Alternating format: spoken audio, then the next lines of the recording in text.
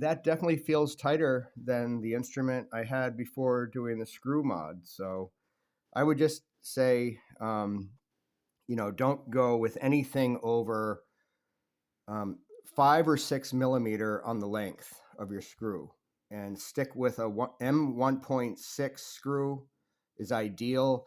You're still going to have to uh, tap out the cover plate with a larger diameter either, and that's what I'm just using as a nail pounded through it. But you can see how nicely those match up. What you have to do to get that dimension screw, you see a fatter diameter than the nail, is you've got to drill on this side pilot holes there and there on the mouthpiece side, and I just use a very thin diameter um, drill bit here